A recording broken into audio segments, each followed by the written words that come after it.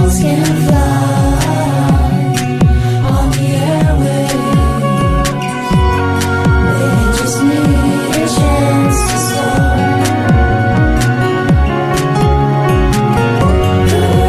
The songs can grow and hope and faith and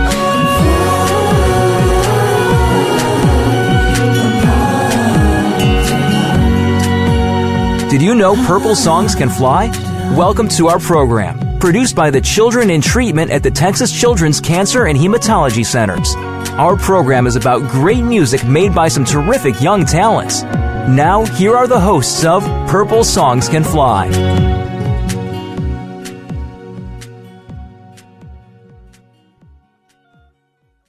Thank you and welcome to the program Purple Songs Can Fly on the Voice America Kids Network. I'm Zack Tavlin. I'm Emily Freeman. And today we'll be talking with Mr. Todd Frazier, a composer who also works in the Texas Medical Center. And so just if you're tuning in, Purple Songs Can Fly is a nonprofit organization that works in Texas Children's Hospital. We have a small recording studio here, and we allow children with cancer or hematological issues to come and write and record their own music, and also put it on a CD, give to their family, and through the Arts and Medicine program. So welcome, Mr. Frazier. Thank you for joining us today. Oh, hi, Zach. Hi, Emily. Thank you. There. And so I definitely wanted to start off by talking about your life before and how you became a composer, a occupation so interesting and intricate. You know, it takes a lot to be one. So how did you get into music at the beginning? And what sparked your interest? Yeah, it's a great question. I get that a lot. It's a hard thing to answer. You know, I think that everyone's born with some sort of skills or talents, and part of education and growth is sort of to find those and learn what they are. You know, some people are really good at languages, and it's amazing to me that someone might be able to speak English and, let's say, Japanese fluently. And when I hear them speaking Japanese, I have no idea what they're saying, and it's just an extraordinary thing. But at the same time, they say the same thing to me when I'm writing music or performing music or reading music.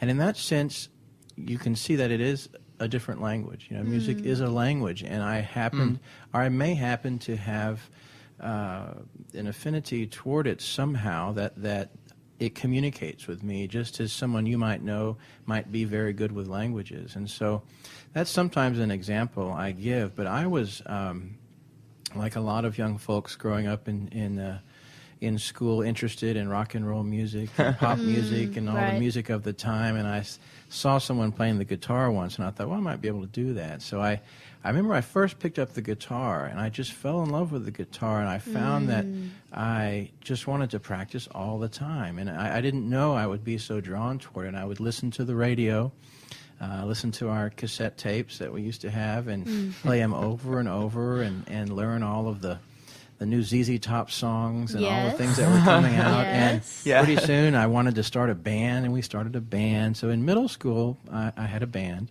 In high school, we had a band. But I quickly I didn't get tired of the sort of standard dance band music that we were always required to play at the high school proms and things like that. But I started to be very curious about different styles of music, and improvisation in a band got me thinking about composing. Every time I would learn a new tune or learn a new piece or style, I would just want to create something on my own based on that style. And I think that that's what got me composing. I was also really into sports, but an extraordinary thing happened to me. I had a neck injury, and for about a year, nobody knew what it was, but it was really hindering my ability to do sports. This was in the 8th grade. And I actually came here to the Texas Medical Center for a number of tests, and one of the tests came back and showed a small tumor in my neck. Oh, wow. And the tumor was a benign tumor, but as I was growing, it was pushing against a nerve in my spine. And so I was told that I needed to have major surgery on my neck, and likely even the best scenario recovery, I wouldn't be able to do any contact sports, which for me was a huge blow. I mean, I was just a kid, and that was the thing I was looking forward to. Yeah. But it was a strange thing. My father calls it sort of a mixed blessing, and we may all have these kinds of things, something seemingly tragic, but has these extraordinary consequences.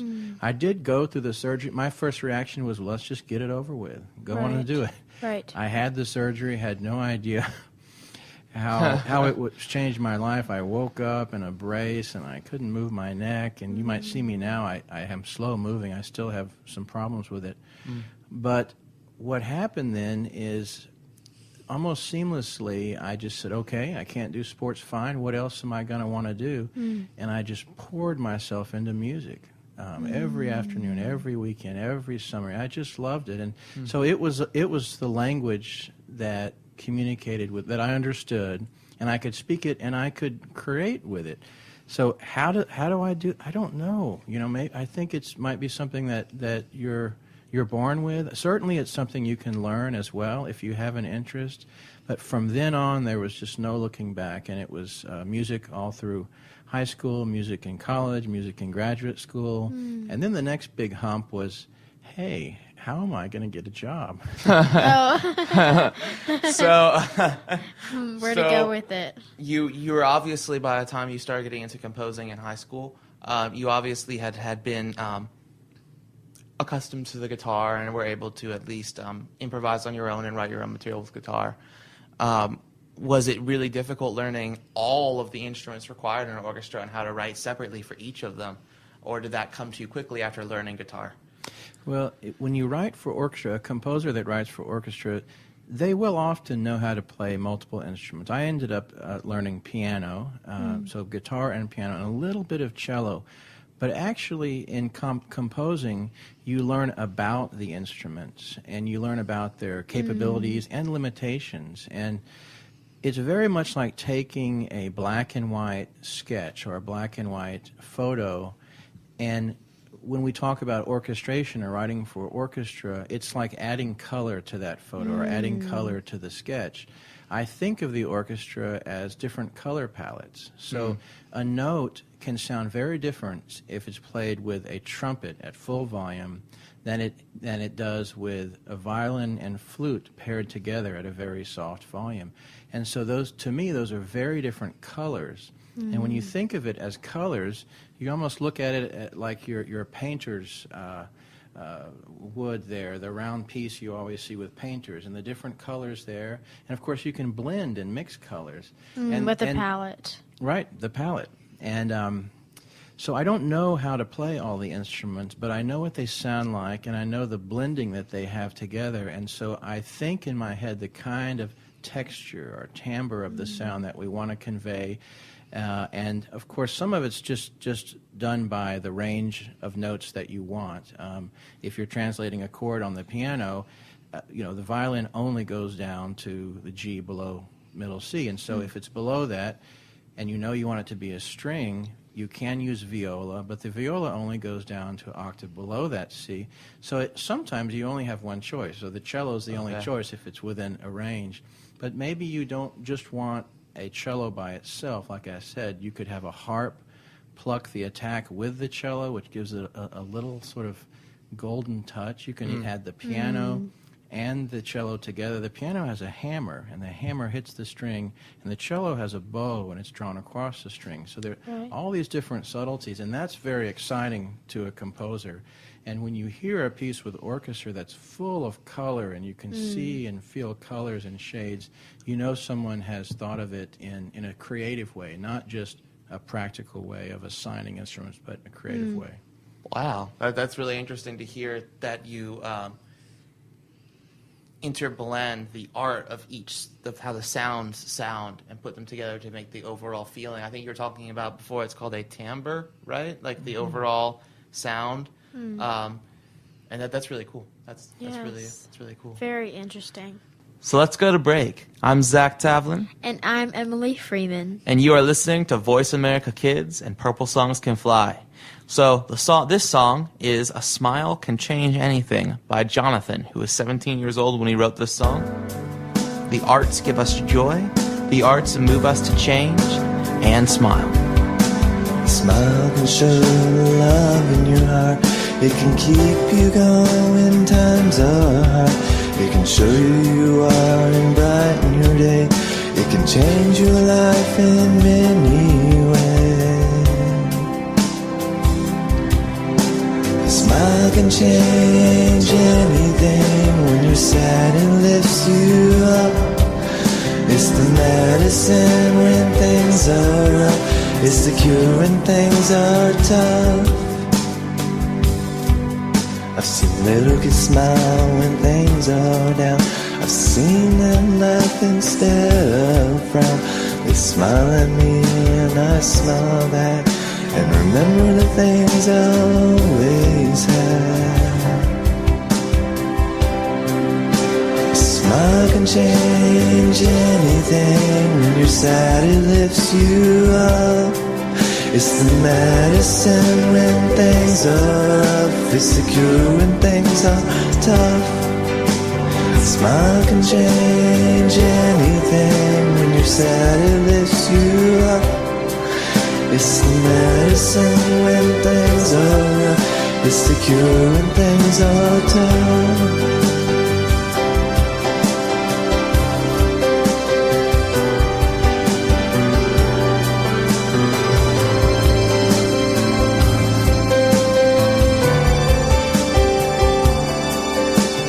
Smile can change anything. When you're sad, it lifts you up. It's the medicine when things are rough. It's the cure when things are tough. A smile can change anything. When you're sad, it lifts you up. It's the medicine when things are rough. It's the cure when things are tough.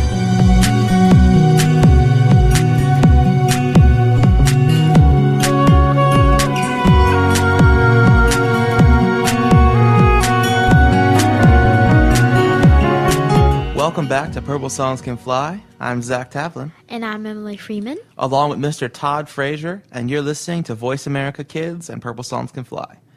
Let's continue with our conversation about composition as a whole. And also, I want to talk a little bit about your community involvement with the hospital, because I think it's really interesting how your father was a heart surgeon.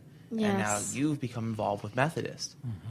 So how did you become involved in the hospital? What do you do? And Oh, well, thanks for that question. Well, it goes back to sort of where I left off when I was finishing graduate school. I was thinking about, well, how does one actually make a living, pursue that with a degree in composition? Some people have said it's kind of like a degree in English literature. It shouldn't be discouraged, but you should also know that there are very limited professional opportunities. And tracks, right? But that actually kind of inspired me. It inspired me to think about, well, why is that? You know, why is it that someone who can't wait to share their thoughts and emotions through music within communities can't be supported in doing that, at least in these times in America? And so that got me to think about, well, where were the jobs, and how do these jobs work? So that started making me think about, in America, the nonprofit industry, which includes churches, it includes hospitals, and it also includes most arts organizations, museums, and galleries. These are things that don't happen to sell a product that can pay for everything it takes that goes into making it. But as a community, we have felt that they are valuable enough to our country that they should be supported. So you'll often find hospitals and as well as churches and arts organizations will really look to the community to support what they do in the spirit of what they do financially. And I learned a lot about how that worked, and I actually realized America has a very, very strong spirit of philanthropy, and what that means, folks that have done well in their profession are starting to think, well, how can I really make a lasting difference in my community? And they'll often contribute funds to very quality, worthwhile things that we call nonprofit or charity. They aren't making money themselves, but do need money to survive. So I started to think about, well, how can the arts be thought of in a new way, in a broad way, in a way that might connect seemingly different types of industries or different types of organizations, I really felt the arts could be a common denominator, broadly speaking, with very different organizations. And so I also started to think that if we don't support the arts in our K through 12 educations, it's going to be a much tougher job. So I felt Very like true. I could enter the community and work in education, and I felt like I could contribute to the world of the arts and possibly create more opportunities for artists. So the next round of graduates might have more jobs to go into in order to share what they do. So the first 18 years I worked in a nonprofit that I actually created. And so I learned about I think it's a uniquely American idea of entrepreneurship. You know, I looked at, well, what are the needs in our Houston community? There was no real quality summer program that brought students from all the different school districts together to get to know each other and to help them explore their love of music and explore their potential in music. It was something I wished I would have had. It's a brilliant idea. Yes. So I started what was called the American Festival for the Arts, which has now been around, over 20 years. And in fact, my school, which was the Juilliard School in New York, was so sick of graduates staying in school so long, they gave me a grant to get out of school to start this program in the community. But I'll tell you, even the first 5 or 6 years, we opened up nearly 75 paying positions for teachers of music in that summer. And that just really inspired me, the idea that if one sees a need in a community, there are ways you can go about serving that need. And it is, in fact, uniquely American. I mentioned the Japanese language earlier. It's a beautiful place and a beautiful country, but it happens to be a place where the government doesn't have the same kind of welcoming support for ideas within communities.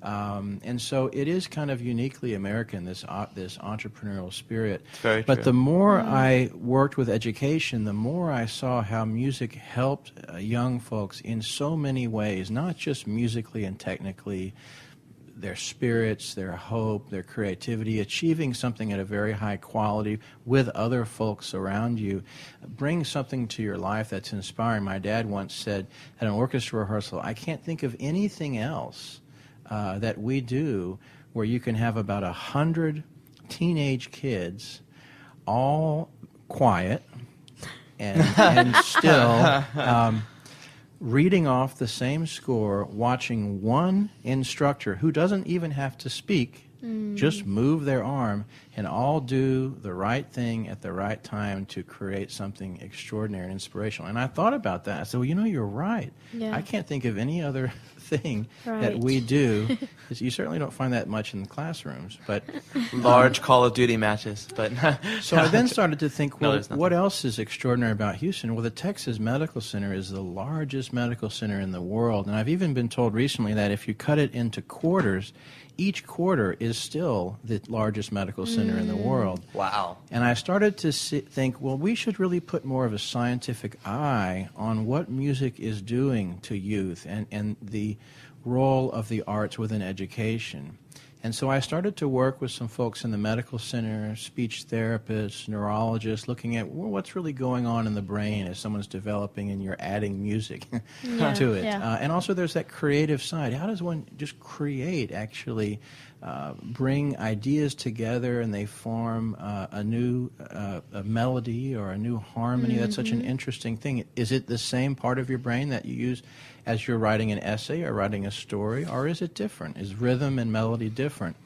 And I got really interested in that. Also started to work more within the schools with special needs children, meaning children that might have developmental delays, might have trouble with their speech or with their motor movements, and started to work more with music therapists and saw the extraordinary impact that has on children.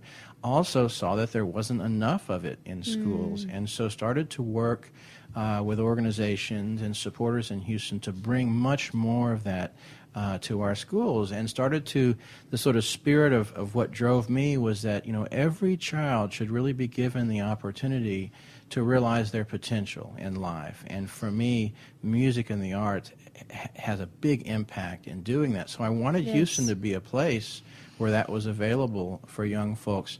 So the more I worked with the medical center, the more they recognized that I was someone that was really trying to bridge, to build a bridge between the medical center and the education and the arts communities. And the Methodist Hospital had a center and has a center called the Center for Performing Arts Medicine. And I was invited to come in and help them think about, over and beyond health-related issues involving injuries that performing artists have, how can we build these two-way bridges between these extraordinary communities in Houston? And so it was just a wonderful invitation for someone like me, because I thought, well, we need more ways to bring the arts into the medical center. I think artists really want to share what they do. Right. So we've ended up creating a regular concert series at the Methodist Hospital where all the professional groups, a lot of youth groups, a lot of cultural groups play. The patients really enjoy this, the physicians, the staff, and their family members. The hospital has enjoyed it so much they've just recently given us a TV channel. So we have Channel 19, which goes to all the patient rooms and the emergency rooms, is now the Center for Performing Arts channel. So that loops, we broadcast all of the performances that we play. Now we also have a research wing, which is giving us the support of these medical schools here, and folks that specialize in child psychology and different sorts of healing areas with children, and they're helping us look at the impact of music listening in stroke recovery, the impact of using music therapists in a very direct and concentrated way in schools with special needs children. And in fact, we're also looking more scientifically here at Texas Children's in how the performing and visual arts component to the treatment environment here impacts the health care that you get at Texas Children's. Wow. Wow. So let's go to break. I am Zach Tavlin. And I'm Emily Freeman. And you're listening to Voice America Kids. Before we go, though, the song you're going to hear is called She Was Always a Dreamer by Todd Frazier himself. So I was curious if you'd just offer a short intro to the song, where it comes from.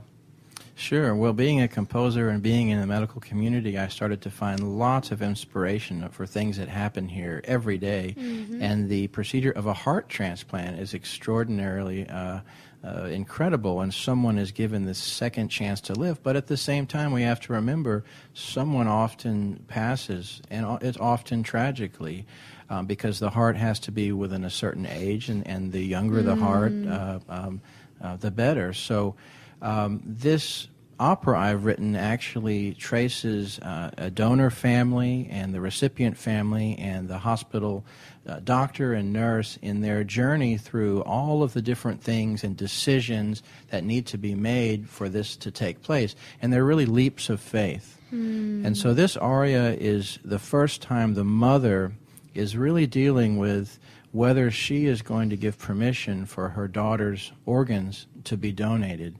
And is she going to take that leap of faith that it is the right thing to do for her daughter, or is she not? Is she going to feel as though it's taking something away from her daughter, possibly her daughter passing to the next life not whole? And these are sort of moral decisions that folks deal with. And so she's talking to the priest, and they're talking about what the right thing is to do. They don't know what it is to do.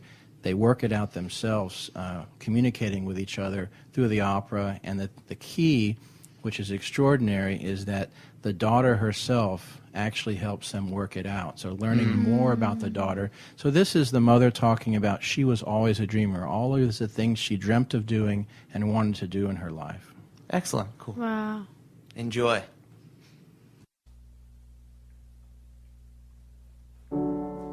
Just a girl, such a beautiful girl.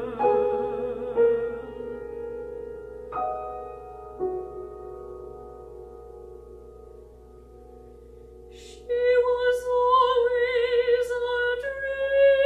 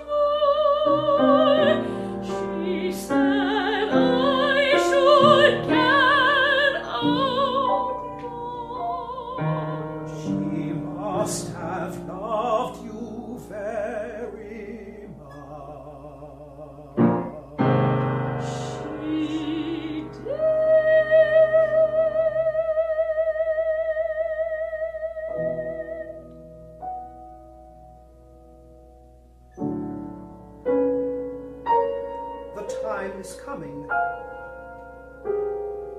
You have to decide. She was always a dreamer.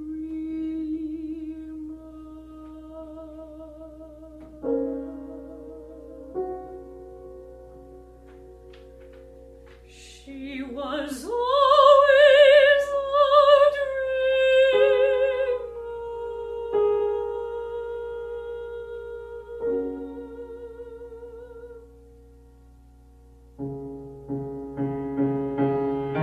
What would you do, Father? What would you do?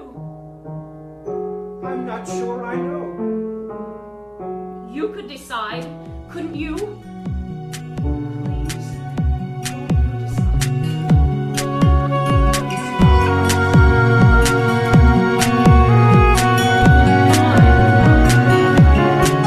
Welcome back to Purple Songs Can Fly. I'm Zach Tavlin, I'm Emily Freeman. along with Mr. Todd Frazier, and you are listening to Voice America Kids.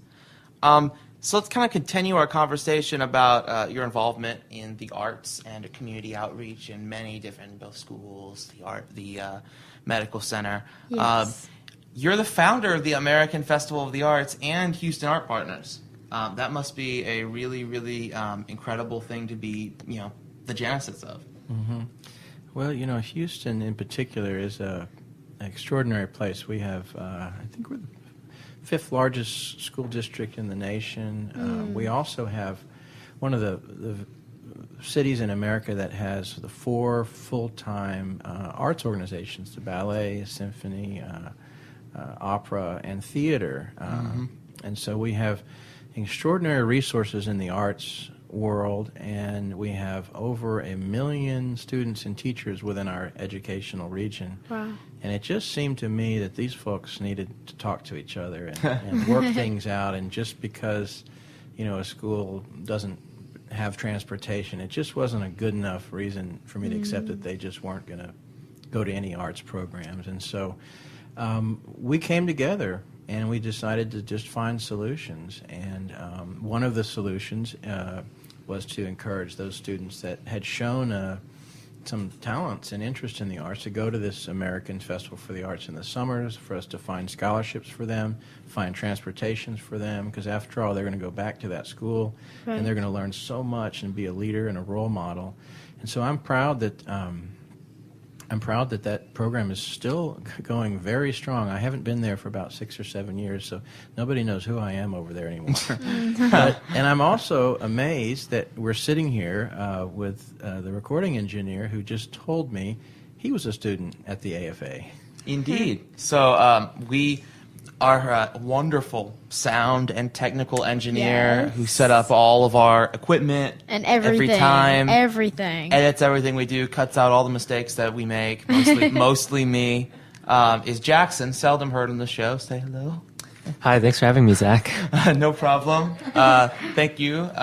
So you were a student in the AFA program. Yeah, actually 2 years ago, I did the Summer American Festival for the Arts Conservatory, and I was in the Composer Institute, so very in line with what we're talking about today. Very That is much so cool. And I can attest to everything said today, that it really was a one-of-a-kind program in that there's not, for the rest of the camp, there's the orchestra, kind of like orchestra camp, and Right, that right. exists in a lot of places. But the Composer Institute is very rare to actually have a classroom setting with a professional composer teaching multiple composers, about the different techniques and studying previous works. Because usually in the past, as far as I'm aware, it's usually a one-on-one. You have to find a mentor, and it's hard to have the resources to always do that. So I think it's really an excellent program that reached out to as many people as possible. We asked Mr. Todd Frazier, and he talked a lot about how he got into composing and what it was like to learn working with the AFA program in their composing institute. What was it like to learn in that environment how to compose, or did you have experience before? Or Well, actually, speaking of experience before, our own Anita Cruz, the founder of Purple Songs Can Fly, was my piano teacher. and was the first one who got me into composing. In about third grade, no other piano teacher had given me this kind of opportunity. They're always like, "Oh, learn this classical piece." Right. But Miss Anita, she said to me, she said, "Just come back to the next lesson, and we'll listen to whatever you made." So I would come back in each lesson and write a little something on the piano. How cool And so is that got me that? started. And then so That's really awesome. That's really continuing on that, from after my AFA experience, I learned a lot more about kind of classical techniques and, using kind of music theory and that kind of stuff as opposed to just listening to the sounds. And then so I used that while I was an intern with Purple Songs Can Fly last summer in the songs that we created with Purple Songs. So It's a really engaging story of how your youth affected your future, and then you were allowed the opportunity through the American Festival of the Arts to continue that. That's great. yeah, it's great. That's great. And so going back to Mr. Frazier, the next song we're going to hear that you have written is a part of a oratorio. Oratorio. That's almost Oratorio. right. Almost Almost. correct. I knew what you meant. Not quite. I am the master of approximate knowledge. So why don't you talk a little bit about this next piece we're going to hear and where it comes from? Because I think that the last introduction that you did was incredibly engaging and interesting. Yes. Sure. Well, what I'm interested in now today is how the arts are connecting to different communities and how we can find these threads that help introduce the arts to broader and broader parts of the communities.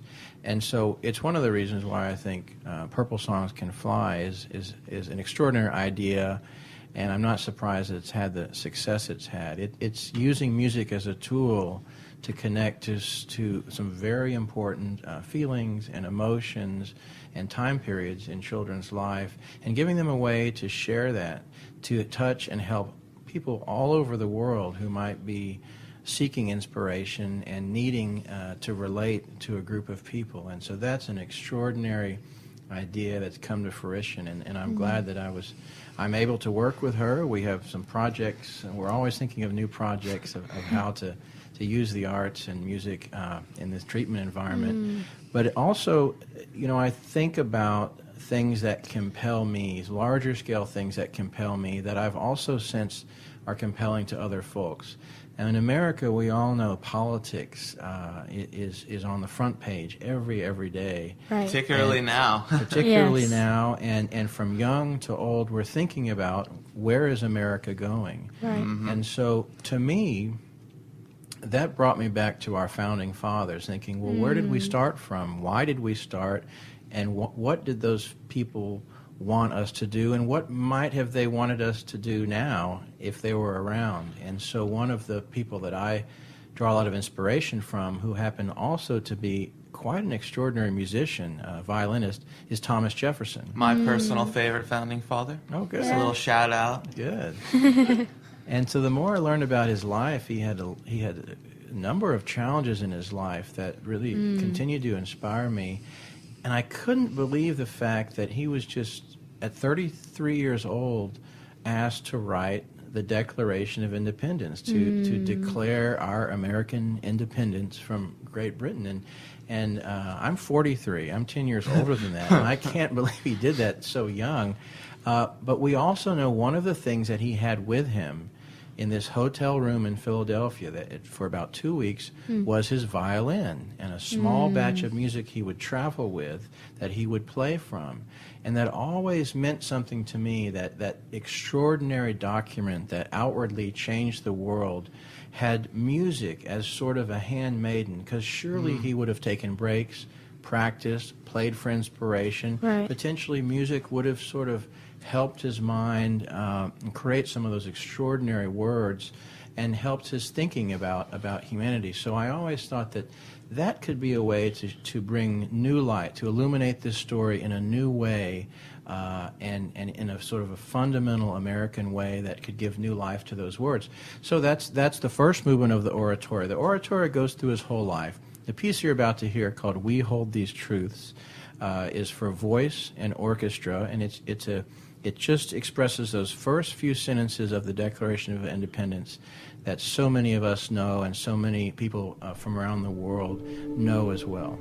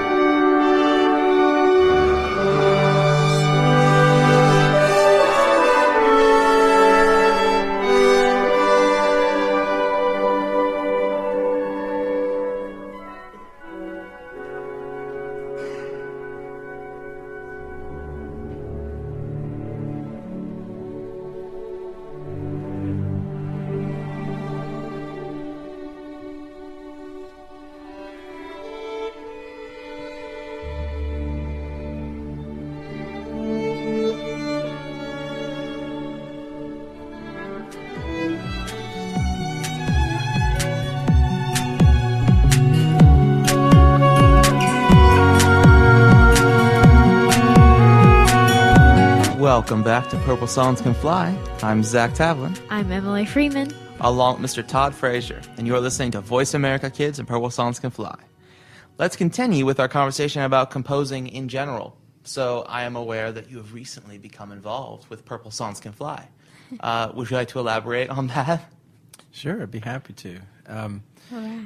Well, Purple Songs Can Fly is something that I've been a big fan and supporter of for a long time, and Anita Cruz, their founder and director, is someone who I admire as also being an entrepreneur and finding a need in the community and really feeling it in a very unique way. I'm so glad that it's received such recognition, and so Yes. she has an opportunity to have a piece, some of the children's music, to be performed by the Texas Medical Center Orchestra, which is also from Houston, at Carnegie Hall. And so to perform at Carnegie Hall is sort of the pinnacle for any musician you might talk to, or any ensemble or any individual. And so Right. Indeed. Yes. the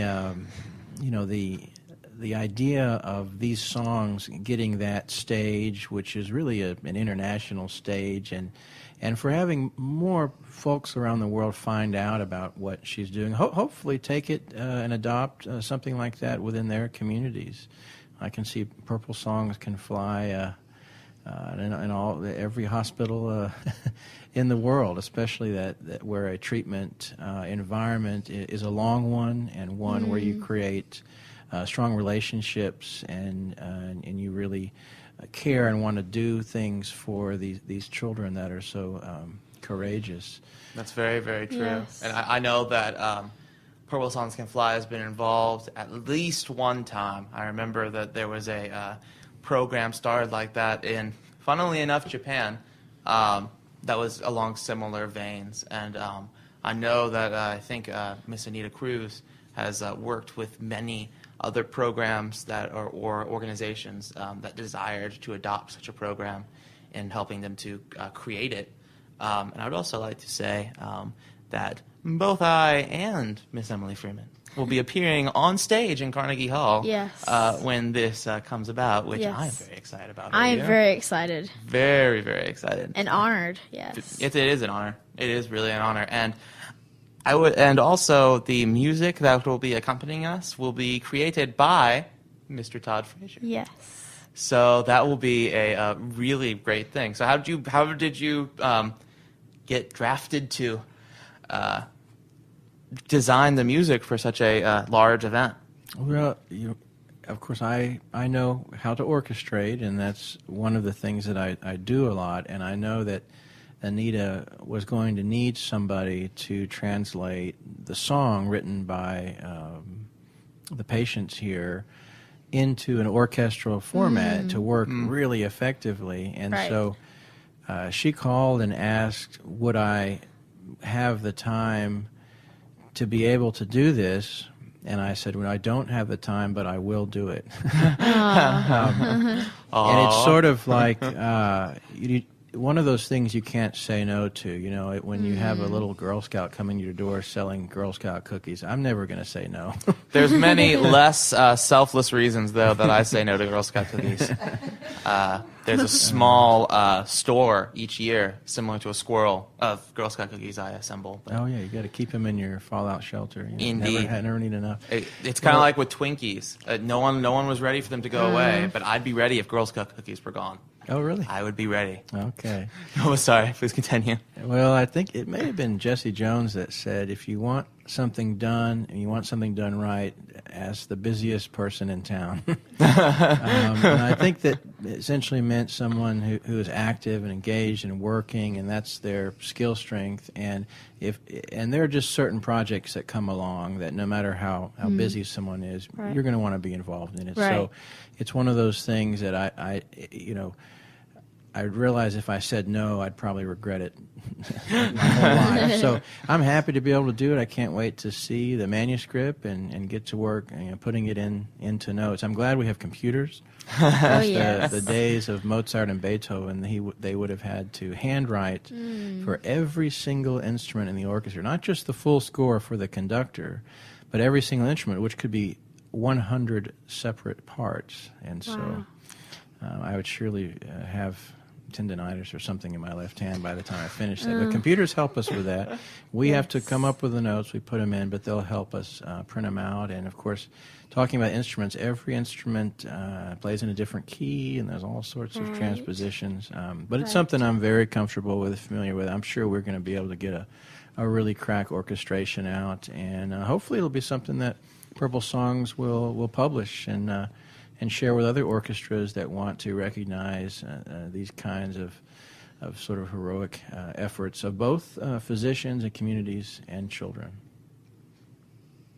That's really I think strikes at the heart of what the goal of this project is as a whole, is to really showcase to the world and to that child their own heroism.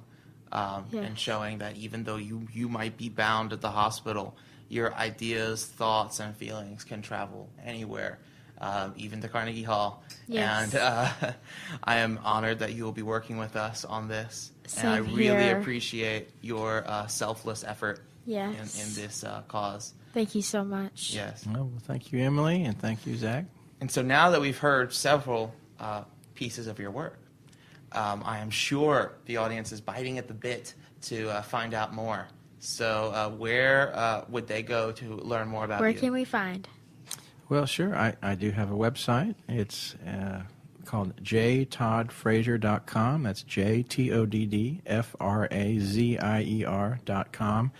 And on that website, you'll not only be able to hear more of my music and learn more about the organizations that I am working with, you'll also be able to find out a little bit about my family. And everybody in my family besides me is involved with medicine, either a physician or a nurse. Maybe you said in the break, your father was a heart doctor. Yes, and in fact, he was the inspiration for the opera "The Breath of Life," and he's a heart transplant physician, and he's now done approximately 1,600 heart transplants. So he's Wow. done That's incredible. hundreds more than anybody else in the world, and so that's a particular, the extraordinary thing to have to know about and to sort of understand.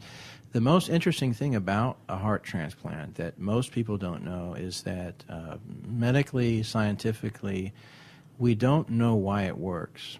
And some people say, "Are you kidding? We wouldn't do something like that if we didn't know how it works." I said, "Look, I have the world's expert on my side telling me about this, and when he puts the new heart in and the blood flows into the new heart for the first time and it's warmed, you wait. And you wait to see if it's going to remember how to beat." That gave me the title, "The Breath of Life," this new blood flowing in, breathing new life into the heart. And it either starts to beat with an extraordinary muscular pulse, and then the flat line starts up again, or it doesn't. Yeah. It tends to be that within 7 or so hours, the new heart tends to remember how to beat when it's reconnected to the blood. Wait, Wow. I'm you said something before we cut. I can't not comment on.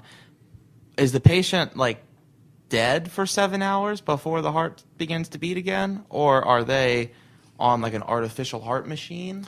They're on a machine that oxygenates their blood and flows their blood back into their body, but it happens outside of their body, and that's a very interesting question because, especially as a young person watching this, there's a flat line on the machine, and there is a sense that this may be some sort of in-between state. You can't go back. You can't put the old heart back in. Right. So what an extraordinary leap of faith that is happening in medicine practically every day. And I felt like the arts could be a wonderful way to illuminate that story. So, and in the same way, I think the arts can express what is not expressible, with just words, music and chords and notes. And it's similar to what's happening here with Purple Songs Can Fly. There's a point where needles and medicine and just ends, and there's a point where the spirit takes over, and there's nothing that connects to that more directly than music. That's really direct. Our goal was to treat the spirit and the emotions and the child as a person, rather than the physical Right. body. In the mind, and Right. yes. And that's incredible. I'm so grateful that you were able to tell the story Yes. of that. Same That is really a here. leap of faith and a breath of life. I mean, and you'll Yes. tell that story with other people. And so, just once again, Mr. Frazier's website is jtoddfrazier.com. And thank you so much for joining us. Yes. Thank you so much. Really, it's been a pleasure Yes. interviewing you. Yes. And you'll be listening to Purple Songs Can Fly. I'm Zach Tavlin. I'm Emily Freeman. And you are listening to Voice America Kids. The final song we're going to play today is actually one of my own. I wrote it for Dr. Cooley, who is also a heart transplant surgeon. And I thought we should include it because your father did the same line. And so I wrote this when I was 13, a long time ago now, and it is called When It Comes From the Heart. All the strides and all the struggles, all the valleys, all the hills, all the triumphs, all the sorrows, dedication to your field. You're a hero to so many, all around the world you're known. You have changed the course of history, made the world a better home. When it comes from the heart, it makes all the difference. You spent a lifetime mending hearts. Your healing hands have made all the difference. All the lives you've saved, all the people you've touched. When we look back on the past, most of us have some regrets. You should have none. You've succeeded in the challenges you've met. You're a hero to so many, all around the world you're known. You have changed the course of history, made the world a better home. Made the world a better home. When it comes from the heart, it makes all the difference. You spent a lifetime mending hearts. Your healing hands have made all the difference. All the lives you've saved, all the people you've touched. When it comes from the heart, it makes all the difference. You spent a lifetime mending hearts. Your healing hands made all the difference. All the lives you've saved, all the people you've touched. All the world has a heartbeat, and you would surely know that all you have done is help the heartbeat to grow.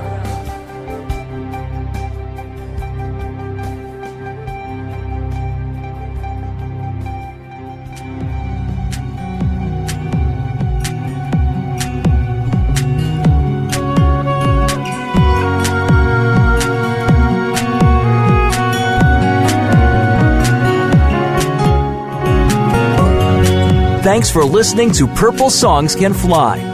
We'll see you again next Monday at 6 p.m. Eastern Time, 3 p.m. Pacific Time on the Voice America Kids channel. And remember, for more information about the Purple Songs Can Fly project, visit www.purplesongscanfly.org. We'll be back with more music next week. Purple songs can fly.